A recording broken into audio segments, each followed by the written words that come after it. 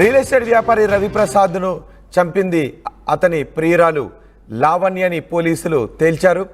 రవిప్రసాద్ను బనియంతో గొంతు నులిమి చంపేసింది ప్రియురాలు లావణ్య. ఏప్రిల్ 6వ తారీఖున అనుమానాస్పద స్థితిలో రవిప్రసాద్ మరణించాడు. రవిప్రసాద్ మృతిని ప్రమాదంగా చిత్రీకరించింది ప్రియురాలు లావణ్య. లావణ్య స్వస్థలం ఏలూరు జిల్లా రాఘవాపురం. రవిప్రసాద్ నిర్మించిన బిల్డింగ్లో భర్త శ్రీనివాసరావుతో కలిసి లావణ్య జీవిస్తోంది. రియల్ ఎస్టేట్ వ్యాపారి రవిప్రసాద్తో లావణ్యకు అక్రమ సంబంధం ఉన్నట్టుగా తెలుస్తోంది. ఈ వివాహేతర సంబంధం తెలిసి భర్త లావణ్యను వదిలేశాడు శ్రీనివాసరావు. ఖమ్మం నేతాజీ నగర్కు మకాం మార్చి రవిప్రసాద్తో లావణ్య సహజీవనం చేస్తోంది. తరచూ మద్యం సేవిస్తూ లావణ్యను రవిప్రసాద్ వేధిస్తూ ఉండేవాడని తెలుస్తోంది.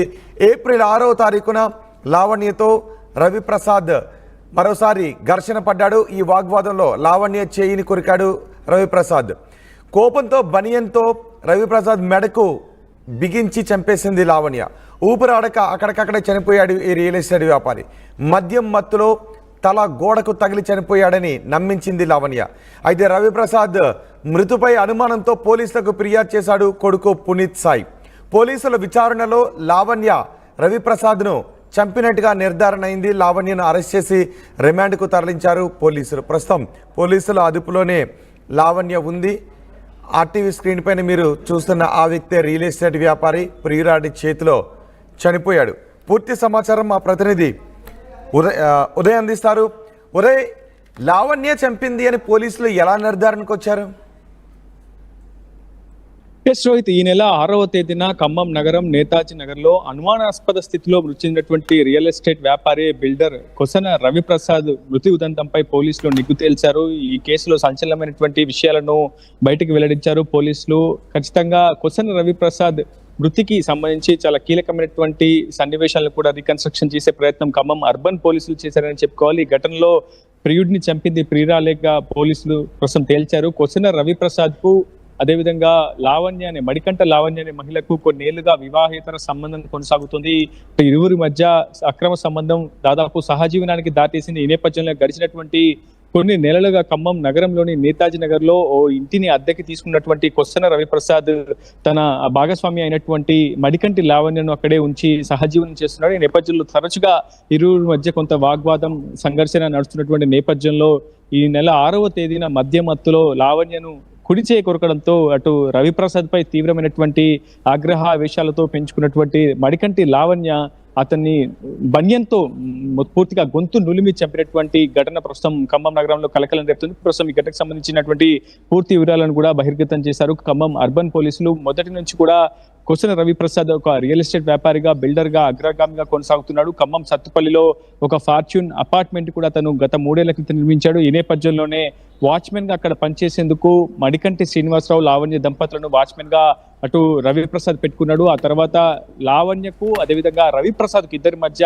శారీరక సంబంధం ఏర్పడింది. నేపథ్యంలో విషయం తెలుసుకున్నటువంటి లావణ్య భర్త శ్రీనివాసరావు లావణ్యను వదిలేసి వెళ్లిపోయాడు. అయితే ఆ తర్వాత వారి బంధం మరింత బలోపేతమైంది. చివరికి సహజీవనానికి కూడా దారితీసింది. రవిప్రసాద్ లావణ్య దాదాపు 3 ఏళ్ల కాలంగా సహజీవనం చేస్తున్నట్లు మనకు సమాచారం అయితే అందుతుంది. అయితే ఈ నేపథ్యంలో గత కొద్ది కాలంగా లావణ్యను కూడా అనుమానిస్తున్నటువంటి రవిప్రసాద్ పై పూర్తి స్థాయిలో కక్ష పెంచుకున్నటువంటి లావణ్య ఏదో ఒక విధంగా రవిప్రసాద్ ను మట్టుబెట్టాలని కూడా మొదటి నుంచి కూడా ఆలోచన చేస్తుంది. ఈ నేపథ్యంలో ఈ నెల 6వ తేదీన మద్యం మత్తులో రాత్రి 8 గంటలకు ఇంటికి చేరుకున్నటువంటి రవిప్రసాద్ ను బనియంతో గొంతు నులిమి చంపినట్లు మనకు ప్రస్తుతం సమాచారం అయితే ఉంటుంది. ఈ ఘటనపై అటు రవిప్రసాద్ కు సంబంధించినటువంటి కుమారుడు పునీత్ సాయి ఇచ్చినటువంటి ఫిర్యాదు ఆధారంగా ఖమ్మం అర్బన్ పోలీసులు కేసు నమోదు చేసి దర్యాప్తు అయితే చేపట్టారు. దర్యాప్తులో ప్రధానంగా ఘటన జరిగినటువంటి ప్రదేశంలో రవిప్రసాద్ కి సంబంధించి మెడభాగంలో కొంత మరకలు కావచ్చు, గొంతు నులిమినటువంటి గమనికలను ప్రస్తుతం పోలీసులు గమనించి ఆ తర్వాత పోస్ట్ మార్టం నిమిత్తం ఆ మృతదేహాన్ని ఖమ్మం ప్రభుత్వ ఆసుపత్రికి తరలించారు. పోస్ట్ మార్టం రిపోర్ట్ కావచ్చు, ఇతరత్ర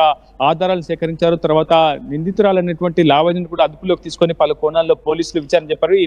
ఈ నేపథ్యంలో లావణ్య జరిగినటువంటి ఘటనను కూడా పూర్తిగా కూలంకషంగా పోలీసుల ముందు ఉంచే ప్రయత్నం చేసింది. మొదటి నుంచి కూడా రవిప్రసాద్ తనను అనుమానిస్తూ ఉండేవాడు, వేరే కొరతో సంబంధాలు అంటకట్టుతూ ఉండేవాడు. తన వల్ల తాను ఆగ్రహావేశాలకు గురయ్యాను. సరిగ్గా ఘటన జరిగినటువంటి రోజు కొద్దిసేపటి ముందు రవిప్రసాద్ తన కుడి చేయని కొడుకంతో ఒకసారిగా కోపోద్రిక్తులైనటువంటి తాను రవిప్రసాద్ ను బనియన్తో గొంతు నులిమి చంపినట్లు కూడా పోలీసుల విచారణలో వెల్లడించింది. పోలీసులు వెంటనే నిందితురాలు లావణ్యను అదుపులోకి తీసుకుని రిమాండ్ నిమిత్తం తరలించినటువంటి పరిస్థితి కనిపిస్తోంది. రోహిత్. రైట్ ఉదయ్, ఖమ్మం జిల్లాలో రియల్ ఎస్టేట్ వ్యాపారి రవిప్రసాద్ మర్డర్ మిస్టరీ వీడింది. అతని ప్రియురాలే బనియంతో గొంతు నులిమి చంపేసింది. ఏప్రిల్ 6న అనుమానాస్పద స్థితిలో రవిప్రసాద్ చనిపోయాడు. ఆ తర్వాత పోలీసులు అన్ని కోణాల్లోనూ విచారించి ప్రియురాలు లావణ్యపై అనుమానాలు వ్యక్తం చేశారు. లావణ్యను విచారిస్తే అసలు విషయాన్ని చెప్పింది లావణ్య స్వస్థలం ఏలూరు జిల్లా రాఘవాపురం. రవిప్రసాద్ నిర్మించిన బిల్డింగ్లోనే భర్త శ్రీనివాసరావుతో కలిసి లావణ్య జీవిస్తుంది. రియల్ ఎస్టేట్ వ్యాపారి రవిప్రసాద్తో లావణ్యకు ఆ తర్వాత అక్రమ సంబంధం ఏర్పడింది. ఈ వివాహేతర సంబంధం తెలిసి భార్య లావణ్యను శ్రీనివాసరావు వదిలేశాడు. ఖమ్మం నేతాజీ నగర్కు మకాం మార్చి రవిప్రసాద్తో లావణ్య సహజీవనం చేస్తూ ఉంది. తరచూ మద్యాన్ని సేవిస్తూ లావణ్యని రవిప్రసాద్ వేధించేవాడని తెలుస్తుంది. దీంతో ఏప్రిల్ 6వ తారీఖున లావణ్యతో గొడవ జరిగింది. ఈ గొడవలో లావణ్య చేయిని కురికాడు. కోపంతో బనియం తీసుకుని రవిప్రసాద్ మెడకు బిగించి లావణ్య చంపేసింది. ఊపిరాడక అక్కడే చనిపోయాడు ఈ రియల్ ఎస్టేట్ వ్యాపారి. మద్యం మత్తులో తల గోడకు తగిలి చనిపోయాడని నమ్మించింది లావణ్య. అయితే అతని మృతిపై అనుమానంతో పోలీసులకు ఫిర్యాదు చేశాడు కొడుకు పునీత్ సాయి. పోలీసుల ఫిర్యాదుతో లావణ్య రవిప్రసాద్ను చంపినట్టుగా నిర్ధారించారు పోలీసులు. లావణ్యను అరెస్ట్ చేసి రిమాండ్కు తరలించారు. ఆర్టీవీ యాప్ వార్తల్ని క్షణాల్లో చదివే అవకాశం ఉంటుంది. ఒక న్యూస్ పేపర్, ఒక టెలివిజన్ ఛానల్ మీ చేతుల్లో ఎప్పుడూ ఉంటాయి.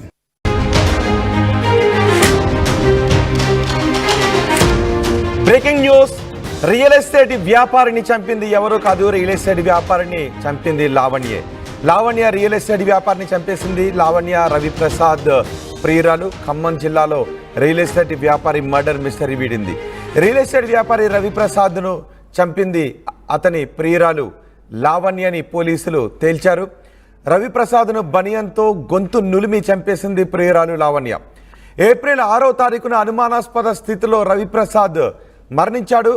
రవిప్రసాద్ మృతిని ప్రమాదంగా చిత్రీకరించింది ప్రియురాలు లావణ్య స్వస్థలం ఏలూరు జిల్లా రాఘవాపురం. రవిప్రసాద్ నిర్మించిన బిల్డింగ్లో భర్త శ్రీనివాసరావుతో కలిసి లావణ్య జీవిస్తోంది. రియల్ ఎస్టేట్ వ్యాపారి రవిప్రసాద్తో లావణ్యకు అక్రమ సంబంధం ఉన్నట్టుగా తెలుస్తోంది.